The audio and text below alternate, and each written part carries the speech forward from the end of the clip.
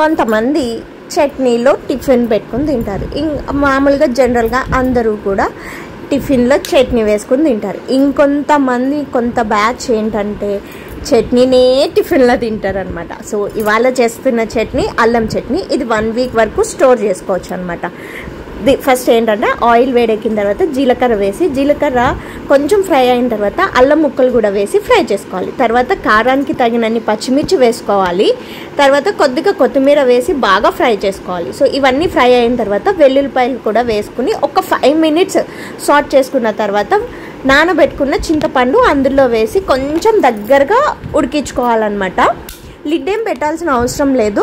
డైరెక్ట్గా అట్లా కొంచెం వాటర్ ఉంటుంది కాబట్టి చింతపండులో అదంతా కొద్దిగా ఎవాపరేట్ అయ్యి థిక్ కన్సిస్టెన్సీ వచ్చే వరకు ఉడికించుకుంటే సరిపోతుంది.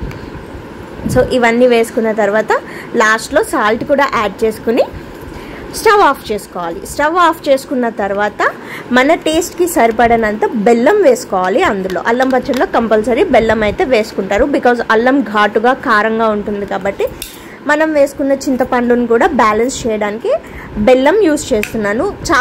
కొంతమంది ఏంటంటే షుగర్ కూడా యూస్ చేస్తారు, బట్ బెల్లం వేసుకున్నది టేస్ట్ బాగుంటుందన్నమాట. సో అంతే. తర్వాత చల్లారిపోయిన తర్వాత గ్రైండ్ చేసుకోవడమే, అంతే. ఎప్పుడు కావాలంటే అప్పుడు తీసుకుని పోపు వేసుకోవచ్చు అనమాట. ఈ చట్నీ అంటే మా డాడీకి కూడా చాలా ఇష్టము.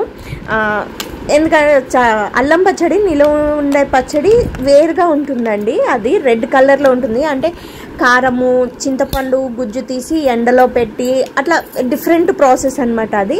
ఇదైతే మనకి ఇన్స్టెంట్గా ఎప్పుడు కావాలంటే అప్పుడు చేసుకోవచ్చు అనమాట. ఇది రైస్లోకి అయితే అంత టేస్టీగా అనిపించదు, బట్ దోశ ఇడ్లీలోకి అయితే మాత్రం చాలా బాగుంటుంది. ఎస్పెషల్లీ వడ, మేదు వడ, మినప గారెలు ఉంటాయి కదా, దాంట్లోకి అయితే మాత్రం చాలా ఎక్సలెంట్ టేస్ట్ ఉంటుందన్నమాట. తప్పకుండా ట్రై చేయండి. ఇది ఫ్రిడ్జ్లో ఎయిర్ టైట్ కంటైనర్లో పెట్టేసి ఫ్రిడ్జ్లో పెట్టేసుకుని మనకి ఎప్పుడు కావాలంటే అప్పుడు పోపు వేసుకోవచ్చు. అండ్ మనకి ఆ కన్సిస్టెన్సీ అనేది పోపు వేసుకున్నప్పుడు కొంచెం వాటర్ కానీ పెరుగు కానీ యాడ్ చేసుకోవచ్చు అనమాట.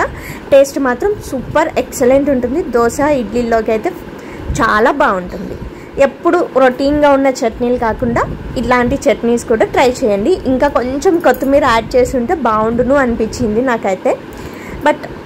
కానీ టేస్ట్ మాత్రం చాలా బాగుందన్నమాట. చెప్తున్నాను కదా, ఫ్రిడ్జ్లో స్టోర్ చేసుకుంటే 1 వీక్ వరకు నిల్వ ఉంటుందన్నమాట. So thank you so much for watching this video. Please subscribe to my channel Anu Telugu diaries. Thank you. Please like, share, comment and subscribe.